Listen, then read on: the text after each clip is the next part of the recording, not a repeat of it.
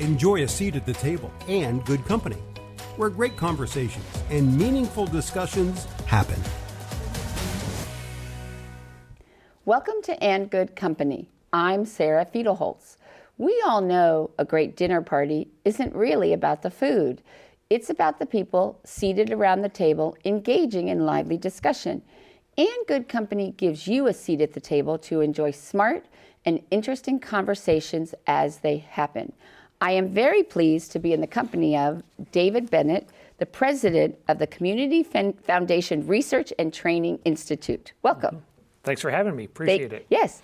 So just to give a little bit of context of who you are and your background, because most people probably are not familiar with the Community Foundation Research and Training Institute, Right. was that you served as the president and director of the Community Foundation of Greater Fort Wayne. I did. For how long were you there? 22 years. 22 years, yeah. Right. Yeah. So, and the Community Foundation is actually going to be celebrating its 100th anniversary next year. So you were almost there for a quarter of that. Yes. To shape the Community Foundation. So, and because your work now is really as a consultant, with a lot of it is within Community Foundation research and working with community foundations, let's start with you explaining what exactly is a community foundation, Okay. what role does it serve, and why is it important in a community? Okay.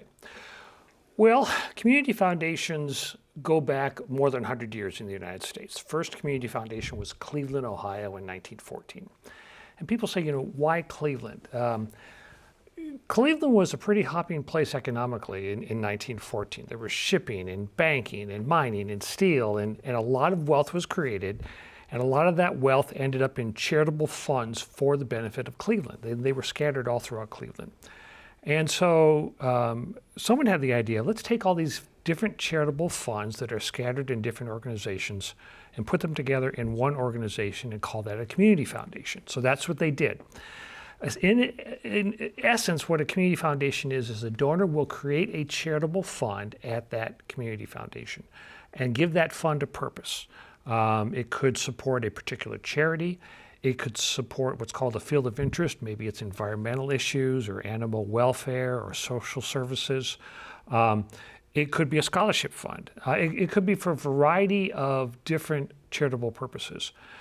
So that donor will put money into the fund, and then the earnings from that fund will be used to give grants to charities and scholarships to kids. That's if they wanted their fund to be in perpetuity, right? In perpetuity, because some yes. people want it that they just want it to be exhaust those funds and make sure they're all given out. And yes, right. A community foundation has the ability to do both. The core mission of a community foundation is to administer those funds that will last in perpetuity. But sometimes donors don't want that. Maybe they just want it to last their lifetime. Maybe they just want to go a couple generations, their kids and their grandkids. Maybe it's a series of 25 years. But the community foundation has the ability to easily create those funds and then invest those assets with all the funds that they have and use the earnings to give grants and scholarships. And you could ask, well, why don't you just do that on your own? Right. And you can. An individual clearly can do that. They can create what's called a private foundation. Right. When they put the money into the private foundation, that's their charitable gift, and then they determine where those grants go. But that's not exactly a simple process. You have to file with the IRS. You have to create an account at a bank where you put your investments. You have to reconcile the account every month. You have to cut checks and so on. And so a community foundation kind of makes it a turnkey process for someone who wants to create an endowed fund. It's a simple 3-page document. It can be done in a very short period of time versus going to the IRS and filing to get a tax exemption for a private foundation. So and then they also, the community foundation here also helps with the overseeing the investment of the endowment for several, a large number of nonprofits who may not be able to have an investment officer, right? Yes. That they oversee that. Yes. But here's where my confusion is. Okay, and so the Community Foundation of Greater Fort Wayne established 4 areas of focus that they decided they were going to focus on. But if they have all these donor funds that have specific areas of interest or directives, why would they then say that they limit to these 4 areas? Yeah, it's a great question. Because probably the primary sort of rule of thumb that a community foundation needs to follow is donor intent. If I come to you and I want you to use it for a particular charity or a particular purpose, I will, as the head of a community foundation, do my best to make sure that I'm fulfilling your donor's wishes. Over the years, though, people have given money to the community foundation. They have not given a donor intent. They say, use it for whatever the most compelling need is in the community. The Community Foundation in Fort Wayne dates back to 1923. So Right. there's been almost 100 years of charitable gifts that have come in. In the early years, probably for the first 70 years or so, every gift they got was an unrestricted gift. People said, use it for whatever the most compelling need is in the community at that time. So the Community Foundation in Fort Wayne is a pretty significant corpus of endowed assets where the donor has not placed any restriction on it. That's where they could do the 4 focus areas that they are doing right now, is with those unrestricted assets. But they still will make sure that if a donor has put a restriction on a gift Right. that's coming in, they will do their best to honor those donor restrictions. So here's my next question about it. So, but if these, the donor intent funds, and they have, the mission or where they want that money to go. Now, some of them, they don't want people to know who set it up or who they are. Right.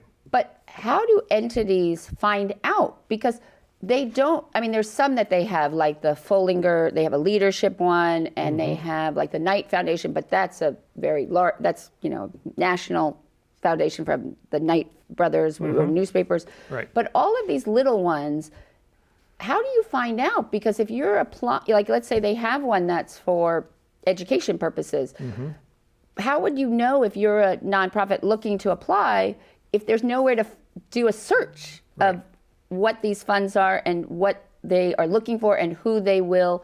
Are you just supposed to apply to the community foundation and say, I hope you have somebody? How does that work? Yeah, and believe it or not, it's really more of that last thing you just mentioned. When I left the Community Foundation in Fort Wayne, we probably had about 450 charitable funds. These were ones that were restricted? No? Most of them had some type of restriction on it, yes. And so in many cases, the donor told us where they wanted those gifts to go. So when a charity came to us at the Community Foundation, we knew what funds might be able to fulfill that purpose. A typical scenario is that a family or a person would come to us and they'd say, okay, we want this money to go for animal welfare.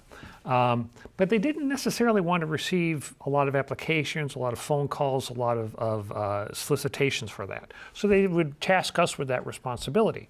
So if we became aware of an animal welfare need in the community, we might go to the David Bennett Fund, which we know was to be used for animal welfare. An animal welfare organization couldn't necessarily apply to the David Bennett Fund, but we knew that donor well enough that if the Animal Welfare Organization came to us, we could look to that fund to fulfill Right, but the need. Animal Welfare Association may not know that you had a fund. That's what I'm asking. Yeah, okay. Why isn't there more, you don't have to say who the donors are, but why isn't there more transparency? Because I would think that as the Community Foundation, you have, okay, so this is going to sound a little controversial, but you have a fiduciary duty to distribute these funds. But there's also the sense, well, the more that you don't distribute the funds, that means there's more you can invest, there's more that the foundation can make, earn, blah, blah, blah. Yeah. But so why isn't there more of a transparency to say, we, as the Community Foundation of Greater Fort, we are looking for grants in educational programs from these types of entities, animal welfare or early childhood, so that as a nonprofit organization, you would know that you should submit an application. Right. So let me answer that in a couple of ways, because it's a great question. We obviously would create funds for a wide range of charitable needs in the community. But we always had a philosophy of one door, one avenue that a charitable organization could come through in order to potentially get funding. It was our responsibility to get to know the donors and what their interests were. And so in this example I gave with animal welfare, they could make one application to the Community Foundation. Now, we could fulfill that several ways. we could, through our unrestricted fund, we had a grant review committee that would look at it to see if it could be fulfilled. But that's where they define these 4 specific areas that they want it. So if you're not one of these 4 areas, right? Well, we would accept an application in any charitable area. We would, we accept it through our one open door in any charitable area. Then that generally meant that we would try to fulfill it out of our unrestricted endowment, which is about 25% of the assets of the community foundation. If it had a specific area and we knew we had to fund in that area, we would make that connection. If we had a fund for animal welfare, and this was an animal welfare one, we did have a small number of funds where the donors said, we want to be anonymous. Here's the areas we're interested in.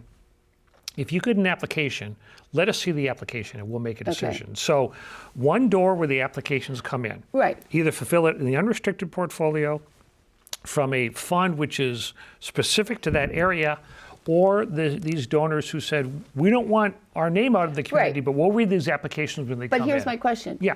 How do nonprofits know? Because see, this is where I think it comes across that the community foundation is focused on these 4 areas.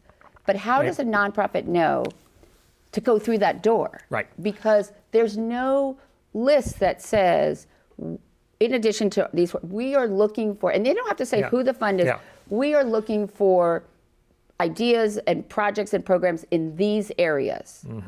And because now also, I'm in the process of starting a nonprofit, so I've also found out that it's become a lot more it's easier with the IRS now, especially if you're looking in the area of media, to create a nonprofit. So and a lot more people are creating them.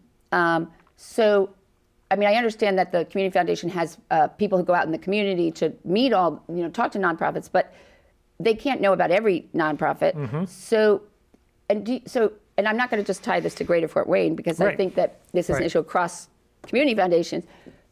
How do they work with all of these smaller grassroots? Do you think that are in a community? Like, do you think that they do a good job of reaching out, or? Well, I mean, part of what goes back is to that initial statement I made about just one door to the community foundation. We don't expect someone who's applying for a grant to know the purpose of all the funds that we have. That's through all the staff of the community foundation. So we have one door and the application will come in. Then it's the role of the staff of the community foundation to say, okay, do we have a fund that has a restricted purpose that might fit this? Or do we have a donor who says, if you get an application in the animal welfare area, I want to read it because I might fulfill it out of my fund. If we don't have any of those, or even if we do, then we look to that unrestricted fund. So that's the idea of one door. Regardless of the charitable purpose of the organization, we don't expect an applicant to know all those funds we have. We view it as, you come through the one door and we'll let you know if we've got a fund that can fulfill. But what I'm asking is, does the community foundations do a good job of letting any nonprofit know they should apply? Yeah, I mean, it's a great question. I would hope we do. I would hope we do. It's if you're an organization in the eyes of the IRS, which is a 501c3 organization, with just a couple of exceptions. For example, if it's a charitable organization whose primary mission is delivery of a religious message, a church, that's not eligible to apply for the community foundation, even though it's charitable in the eyes of the IRS. But we had a philosophy of it's one door, regardless of your charitable purpose, and then after that application comes through the door, we'll try to match that with a fund that we have that fulfills that. Now, I would think, based on how philanthropy is changing, and especially with younger millennials who they don't necessarily, they want things that are more grassroots in their community, more tangible, more direct. I would think that this would be a time where the emphasis and focus of community foundations, which serve literally the community in which they are in, would become more popular and important. And in your work as a consultant, and you're working with a lot of community foundations, are you seeing that? Are you seeing that there's more of this really linking it to the direct link to programs in the community, as opposed to these very large national nonprofits? Yeah. Well, let me talk about that for a second and see if this is where you're thinking of. I'm going to go back a few generations in terms of charitable giving. Like my mom and dad's idea of charitable giving, and they lived here, was to go through United Way. In my parents' generation, United Ways were, in the post-World War II generations, that's how you did your charitable giving. It's my generation now, not my parents, but my generation really did embrace these community foundations. But there's been a significant change that has happened here just in the last 5 years or so, and that is that after the Tax Reform Act of 2017, far, far fewer people can take a tax deduction for a charitable contribution. So let me tell you a story in that area. Got a call from my son, this is maybe a year and a half ago. And how old is your son? He's in his 30s. Okay. I just want to put it in context. Yeah. So he may have been late 20s at the time. But he knew someone who had been involved in an accident, and they were raising money for the hospitalization of that person, and my son called me and said, can I deduct this off of my taxes? I explained to him that no, a charitable deduction only occurs when someone makes a grant or a gift to a 501c3 charitable organization, that once that organization has gotten approval, then a charitable gift could be deducted off that person's tax return. But as I was explaining this to him, I realized that for that generation, my kids' generation, there is a very little chance that they will be able to deduct any charitable gifts. Because doesn't it also have to be based on a certain amount of income too? That's exactly right. Yeah, right. Yeah. When the deductions on tax returns were lowered, only about 10% of taxpayers in the United States can now deduct a charitable gift.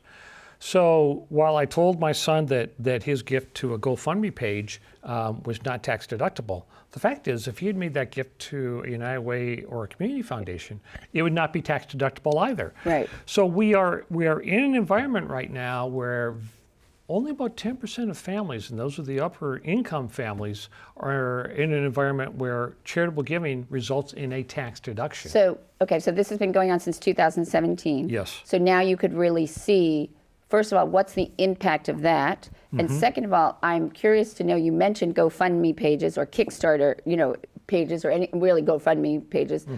What impact has that also had on giving to more? Because I don't think they notice if it is a 501c3. But so what has the tax implication been on, let's say the larger national nonprofits? Is there been a significant decrease in, and then also we got hit with COVID. Right. So where are we on the spectrum of supporting our nonprofits? Right. Well, let me answer that in a few ways. First of all, in terms of itemizing on a federal income tax return, we're down to less than 10% of the population who does that. Now, there is this thing that's called the universal charitable deduction. It's $300 for a single individual, $600 for a married couple. I do not recall seeing data on how widespread it is. I think it's pretty widespread. So folks are able to deduct off their taxes either $300 for a single or $600 for a married couple. But in terms of deductions for charitable contributions beyond that, it's just not happening. The things like GoFundMe pages and Kickstarter, for my kids, that's philanthropy to them. And it's philanthropy to people that they know. And it's immediate. And it's not like these behemoths like United Way, which even though you're giving to the United Way of Allen County, the reality of it is what percentage of that dollar stays in Fort Wayne that's actually for services versus what has gone to fund United Way in Fort Wayne, but also national. Yeah. I mean, they get a part of it. Yeah. I love United Ways. I've been working with the United Ways for a long time. I don't think my kids' generation has embraced United Ways in any way, shape, and form. It's just, they would much rather personalize their charitable giving. And since they probably cannot, there's no tax consequences of it. My son wanted to help someone who had fallen out of a tree and had significant hospital bills. That's philanthropy to him. Is your son a doctor or somewhere in the medical field? One of them is. No, because it just seems that he's the one who wants to help people. They've had accidents. So, yeah. No, but that's the point. So then, so like this whole idea of people, like there's been this myth of people at the end of the year giving or Giving Tuesday so that you can get it off your taxes. For the majority of people, it doesn't matter. That's right. So That's right. What does that mean? What is in your guess estimate, how many dollars has the philanthropy or nonprofits lost because of this fact? Yeah, it's hard to say. Here's my general observations. If you're in that 10% that is still taking the deduction, right, your charitable giving has actually gone up. The numbers that I've seen for gifts of $1,000 and above, they continue to rise. Okay. So if I'm still in an environment where I can get a tax deduction for my charitable gift, right, I'm still making charitable gifts. We're seeing some worrisome numbers, though, for the other 90%.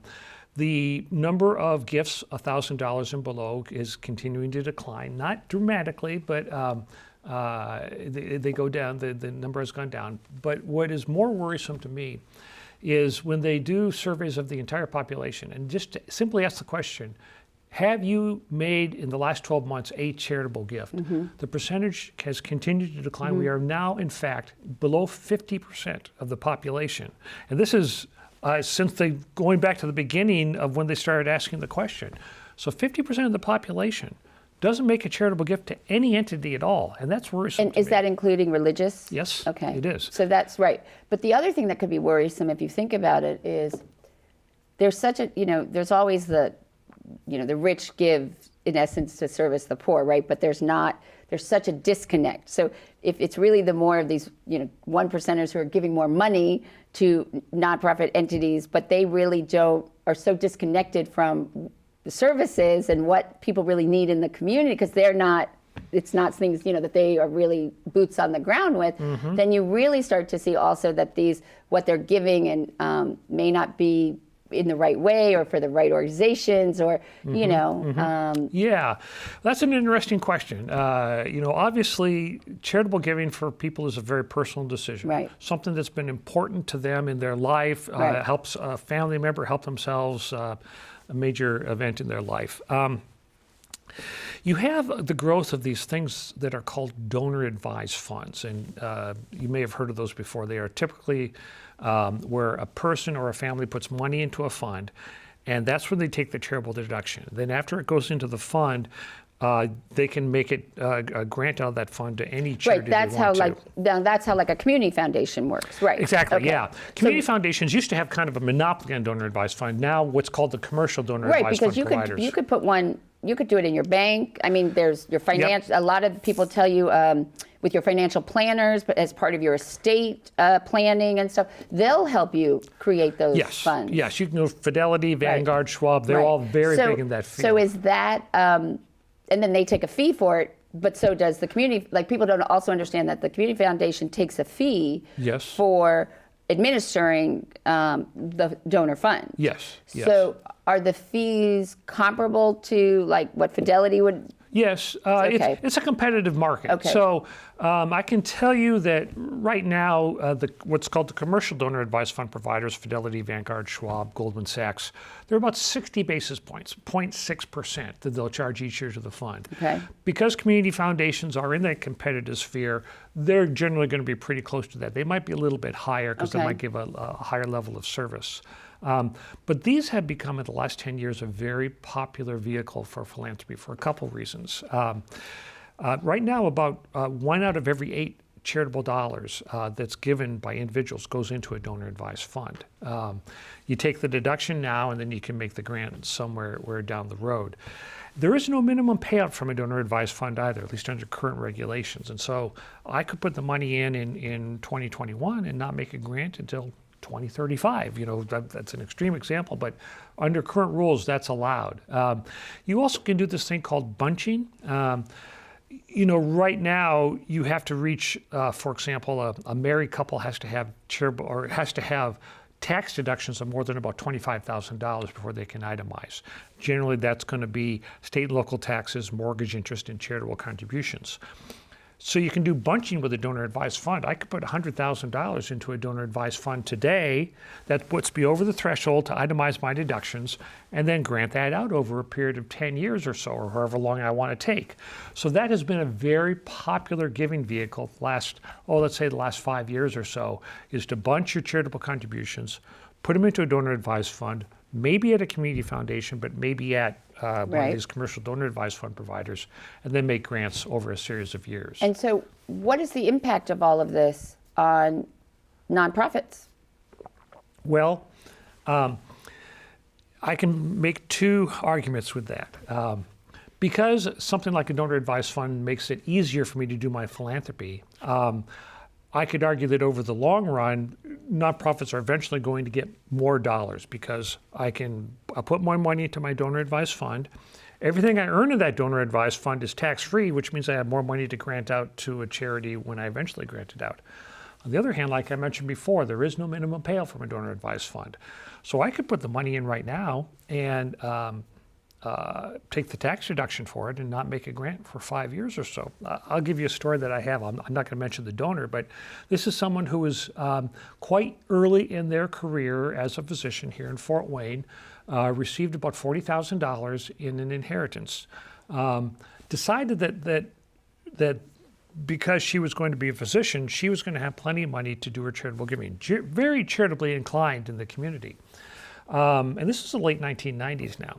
She put the money into a donor advised fund at the community foundation, and her intention was when she reached retirement age, it would build up over time, and that's how she would do her charitable giving in retirement. Very valid, still very charitably inclined, permitted by donor advised fund rules, but some would say, okay, she took a tax deduction in 1997, let's say, for that gift, but no charity is going to see the value of that money for maybe a couple more years.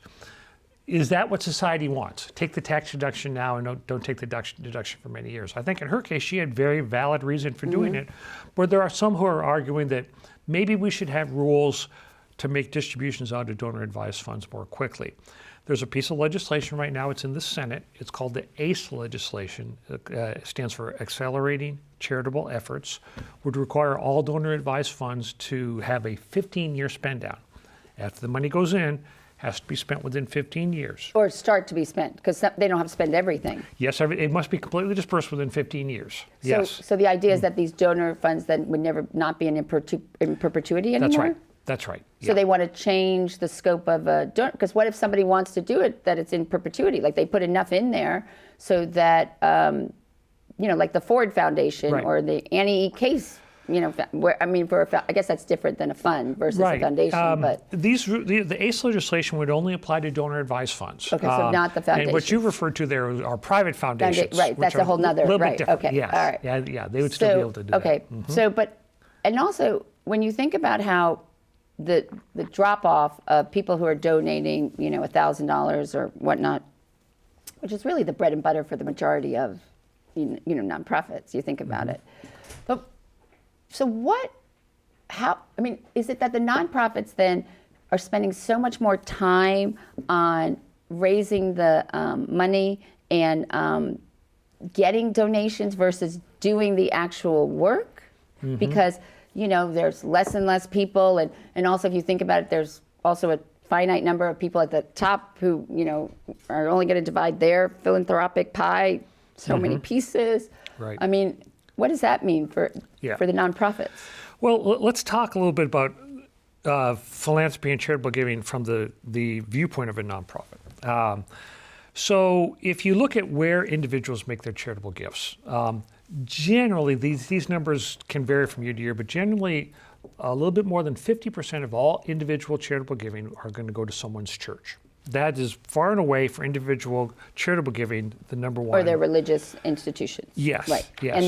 And then I'm curious, what percentage then also goes to the college and university, their alumni? That is going to be in second place. Okay. I've generally seen numbers something like 25 to 30% goes to higher education. Okay. So churches and higher education.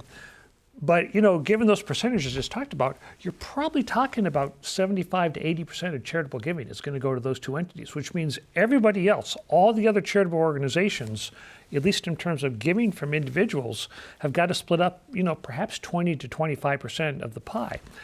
Now, if I'm a church, virtually all my revenue comes from individual charitable gifts.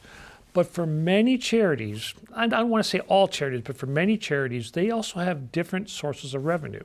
Number one being government grants.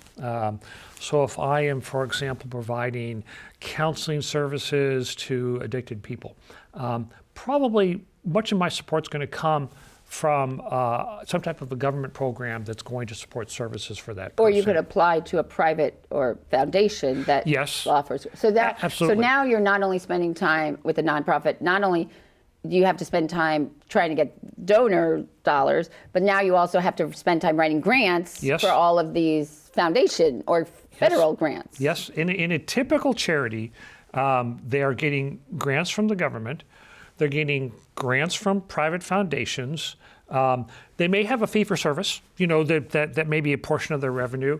And then they're also getting gifts from individuals, either directly from an individual or from their donor advised funds. And so for most charities, it's going to be some type of a mix with different percentages of where the revenue comes from. But does and then what percentage would you say of small nonprofits, like the grassroots one here in Fort Wayne, what percentage of them do you think that they have endowments? So, because if you have an endowment, then you can get interest that you can use for operational. What percentage do you think really have endowments here? Yeah, my observation, very unscientific, is that generally generally a charity has to be around for a while before they start to get an endowment and build the endowment.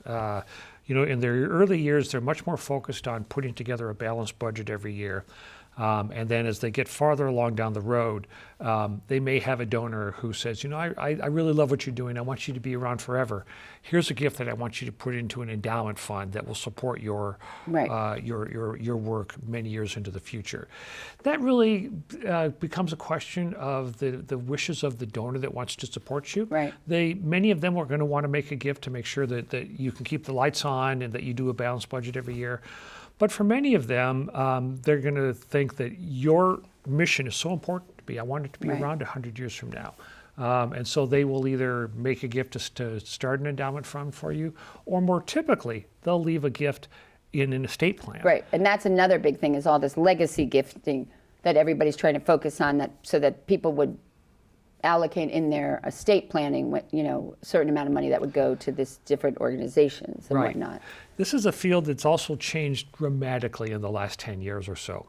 There's been a lot of studies on what this transfer of wealth is going to be. The transfer of wealth from my mom and dad's generation to me, the transfer of wealth from my generation, which is the baby boomer generation, to the next generation. The numbers are staggering what that is. The sad part is what's going to be the transfer of wealth from your kids' generation to theirs. That's where you're going to see the precipitous drop significantly, because your kids, and actually I think it's like our generation actually is the first generation that most likely will not do better than their parents financially. Could well be. Yeah. But there's another significant factor that's taken place as well. I began my career as a certified public accountant in 1983. In that year, the estate tax exemption was $275,000. Estate tax percentage rates can be pretty high. They very quickly get to about 40%. So when I began my career as a CPA in 1983, that estate tax exemption was $275,000 for a single individual, twice that for a married couple. So you didn't have to be a millionaire in 1983 before you had to worry about estate taxes. A typical estate tax plan is give up to the exemption to your kids and your family. Beyond the exemption, think about giving it to charity so you don't have to pay the taxes. Even when I began at the Community Foundation in Fort Wayne in 1995, the estate tax exemption was only $600,000.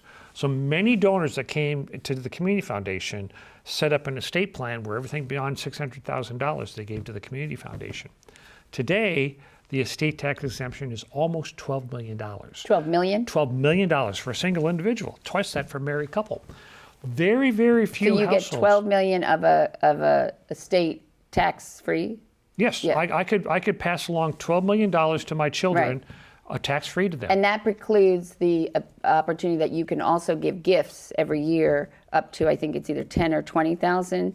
to your children and grandchildren without any tax implications. Yes, you can. You can make a gift. I believe it could be $15,000. Yeah, it's somewhere between there. Yeah.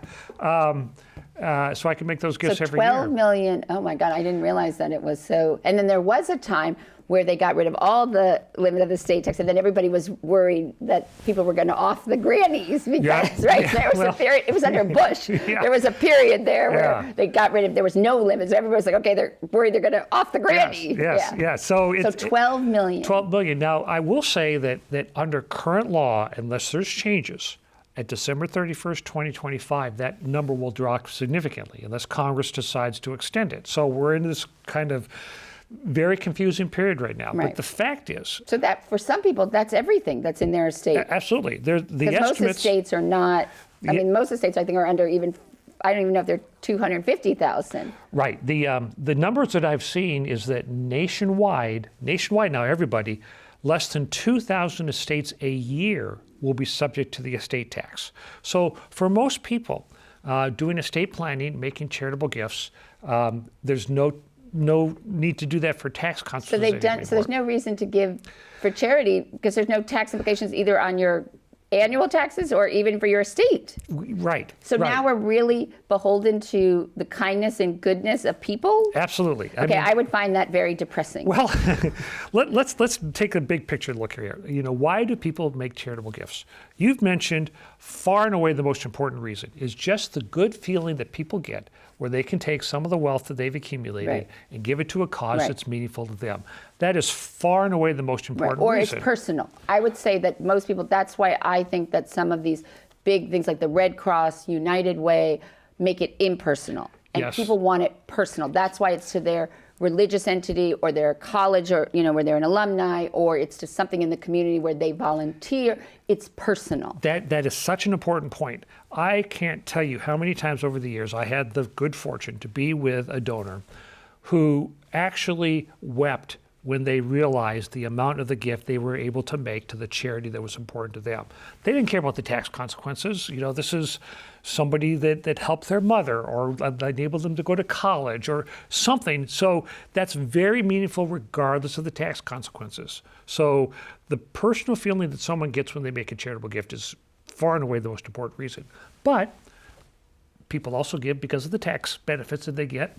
And then some people can give because of income they might receive. They might do like a charitable gift annuity or a charitable remainder trust to provide income to them or somebody else, and then that money goes to charity.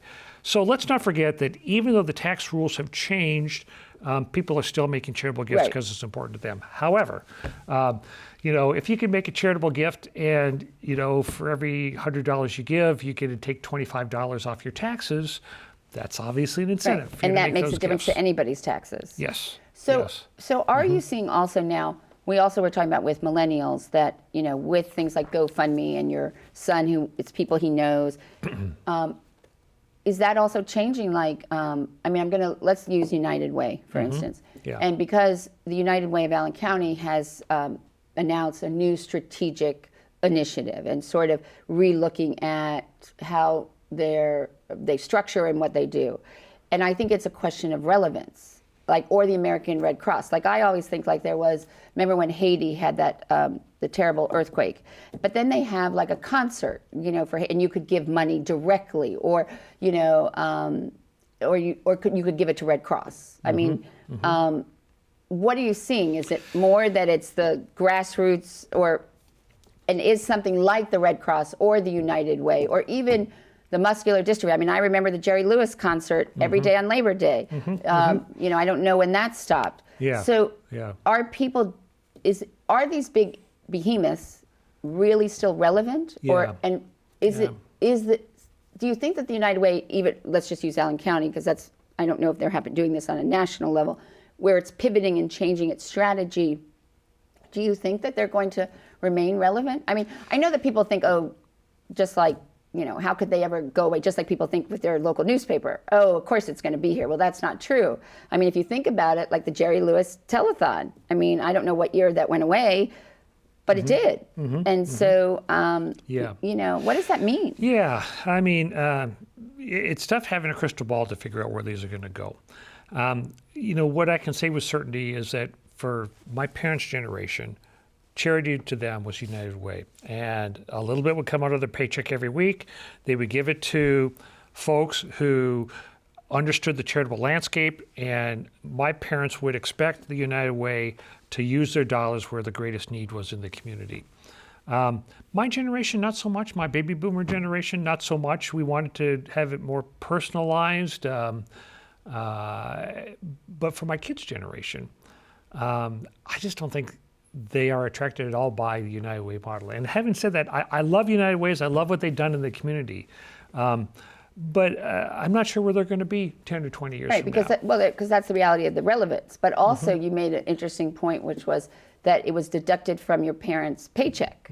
Well, now with younger people, there's a lot of people who don't work for large companies, and there are a lot of people who don't want to work for large companies. They want to work for themselves, or they want to be, or even companies don't want full-time employees. They want more contracted workers. And so even the way that organizations like United Way are getting their donations has to change. Right. And you used to be able to say, okay, you can give money to a GoFundMe page, but that's not tax deductible. You only, if you give to United Way, it's tax deductible. But we proved that that's no longer true. So even this idea of like this Giving Tuesday, where or at the end of the year where they make the big push for people to give before the end of the year for their taxes, that's really not true anymore. Unless you're, for most folks, with the exception of the universal charitable deduction, $300 and $600 for married But most couple. people would meet that, with their religious, or even if they donate to their children's PTA. I mean, there's lots of things that $300 is not that much. I mean, in the sense of. Yeah. What concerns me more, though, about the fact that we're now less than 50% of the population makes a charitable gift is because that's sort of participation in society, participation in civilized communities. We want a strong nonprofit sector, and we want people to feel a sense of connectedness to these organizations that do such great work in the community. The fact that now more than 50% of the population does not support those things with even a $10 gift, that concerns me. Do you think that's because, I don't want to believe it's because people are less altruistic and that we are living in more of a narcissistic society. But do you think it's also because with COVID, like the example that so many people lost their jobs and, they needed federal help, let alone, they needed a handout, let alone helping people? It could be, or at the very least, they know somebody who has fallen on hard times, to be a family member of a family they know. And they would get much more personal satisfaction of giving money to that family directly rather than go through some of these other organizations. And I also think that, personally, I think I would like to give it more to those grassroots, like the ones in Fort Wayne that are doing those community, little food bank things that they're putting up all over.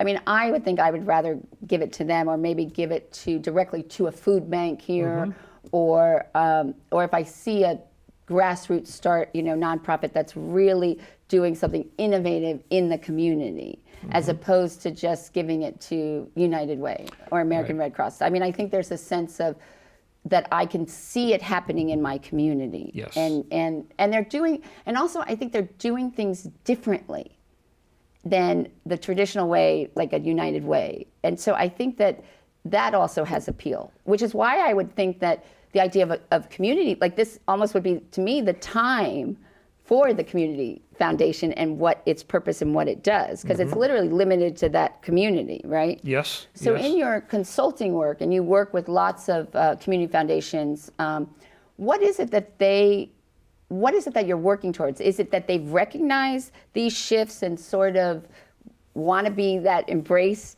as that boots on the ground, grassroots, really connected to the community? Or is it the concern that people aren't giving and they're not making donor funds? What is it that you're seeing in your work? Yeah, so let's talk a little bit about the community foundation field. We're pretty much to the point right now where every community in the United States is served by a community foundation. And by the way, countries like Canada, the United Kingdom also have thriving community foundation systems as well. But here in the United States, pretty much every community in the United States is served by a community foundation. We think there's probably about 850 of them across the country. we happen to have more community foundations in Indiana than any other state. Why? Well, part of that is that the Lilly Endowment in Indianapolis, which is a major funder nationwide, decided many years ago that rather than try to make grants to communities throughout Indiana, they would strengthen the growth of the community foundation field in Indiana and make their grants through community foundations. And so every county in Indiana is served by a community foundation. Now there's something like 74 community foundations serving the 92 So that means counties. that if you see like the Lilly Foundation is going to give has a grant in leadership development, you can't apply directly to the Lilly Foundation. You have to apply through the community foundation. Generally, that's the case. Generally, that's the case. Yeah, the Lilly. And how big is the Lilly Foundation? Is it one of the largest? Oh yes, it used to be the biggest in the country. Multi-billion dollars. There are obviously some now, like Gates Foundation, which have grown larger. But and then there's like the MacArthur Foundation, the Ford Foundation, yes, right? Yes. But Lilly Endowment is still certainly in the top 20 foundations in the country, certainly some multi-billion dollar number. And they have three areas: education, religion, and community development. And much of their community development grant making goes to community foundations.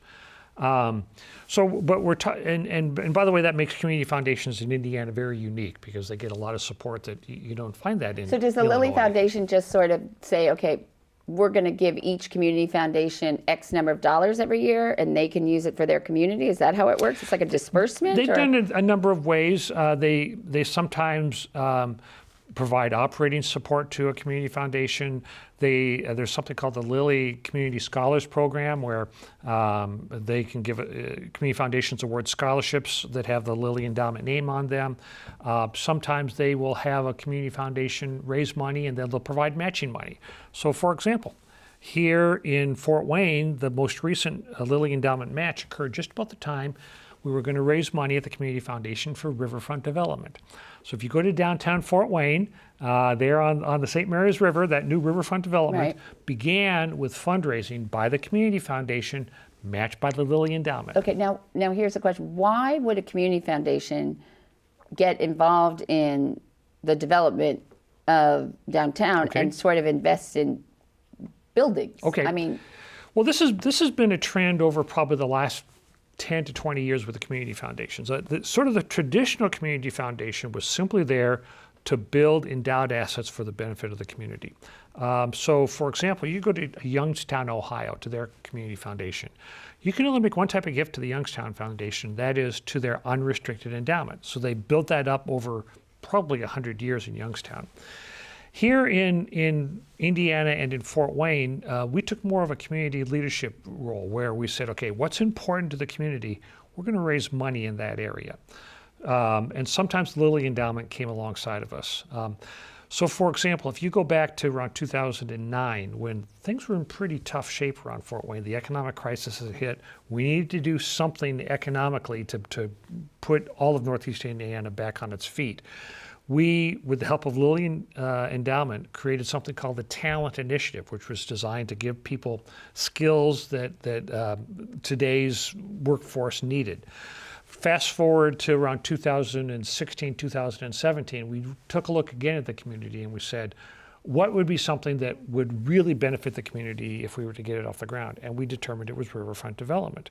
Because if you think of the St. Mary's Riverfront 10 years ago, I mean, for many years, Fort Wayne simply used the rivers as a dumping ground. That's you wouldn't even know that it's one of the rare downtowns of a city that you wouldn't even know that there were rivers that ran through it. Yes. Yeah. And so about that time, Lilly Endowment said, you pick a community leadership project, we'll provide you with matching money. So that's how we got involved with community leadership. But you asked about community foundations across the country. I would say most community foundations across the country are more active in what's this community leadership role. It could be raising money for a local project. It could be strengthening local charities that they have. Maybe they bring people together to talk about common solutions to problems in the community. Community leadership can mean a lot of things, but the community foundation that serves that community will try to determine what is community leadership and how can we support people as they try to achieve these goals. And that means that for a lot of these community foundations, as well as the nonprofits themselves, then the boards become very, very important. Absolutely. And who sits on those boards and who, and that goes back to my feeling that if you have a lot of these one percenters who donate, then invariably they may be on the board, but they may be really out of touch with, they may think they know the community, but they don't live it every day, maybe, so that they may be out of touch with what the community really needs in that sense. Right. Now, this is a great discussion relative to community foundations, because a good, well-functioning community foundation will try to attract board members that are representative of the community that they serve, not necessarily one percenters. I'll give you a contrast with that. Museum of Modern Art in New York City. You know how you get on the board there? You make a gift of a large enough amount, and they put you on the board of directors. It's the same way if you want your name on a building. Yes. Although that's no longer in perpetuity anymore. I know that. I was like, oh my God. Well, it's because if someone trumps you, no pun intended, but that they give, like you gave $50 million to get your name on the building, and then someone else says, well, I'll give you $100 million to rename it. They take you off. That can happen. Happen, right? But for a good community foundation, I think I can say this. They'll take a look at, we want a board that's representative of the community that we serve. It could be by gender, it could be by race, it could be by age, it could be by where the person lives, it could be by sexual preference, it could be a lot of things. And so a good community foundation will put together a board of directors that has a diversified group of voices when they come together. Yes, it'll probably have a share of wealthy donors in the community, but it will also have others as well. Right. So I think a good community foundation will try to have that diversified board. So with everything that we've looked at and we've just literally touched the surface of all of these issues and things facing nonprofits and charitable donations. And so as we go into 2023 and 2022 and look at the future, I mean, I know you don't have a magical, are you hopeful for philanthropy and charitable giving, or are you concerned, or maybe that these large entities like Unite may be broken up, or maybe they won't exist, or are you hopeful more that it is going to be more of these grassroots, or is it going to be more like your son giving? Where do you think we're headed, and what do you think? Yeah, I mean, there's great questions there. I think that core reason why people make charitable gifts is still there.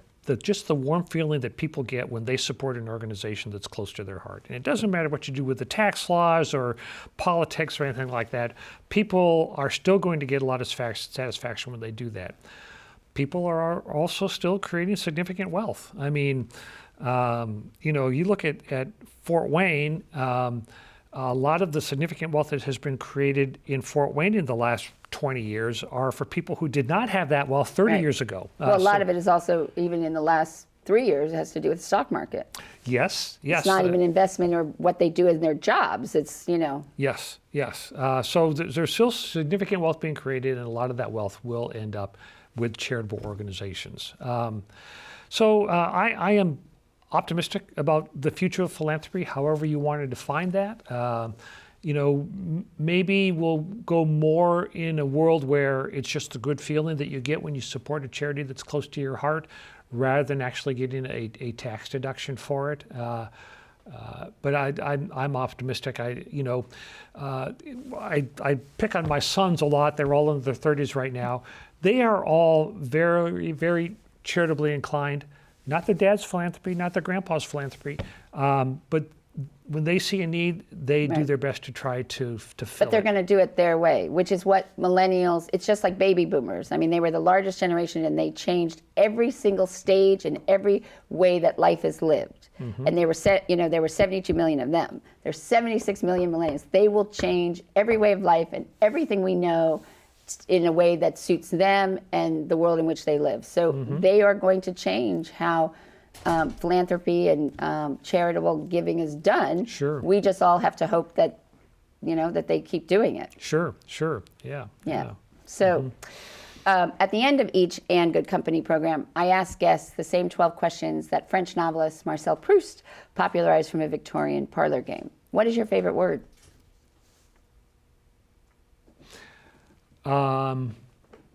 Cooperation. What is your least favorite word? Ego. What turns you on creatively, spiritually, or emotionally? Music. What turns you off creatively, spiritually, or emotionally? Selfishness. What noise or sound do you love? Children's voices. What sound or noise do you hate? Sirens. What profession other than your own would you like to attempt? Rock star. What profession would you not like to do? Rock star. What do you consider your greatest achievement? A happy family. Who, living or dead, would you most like to have a conversation with? Barack Obama. How would you like to die?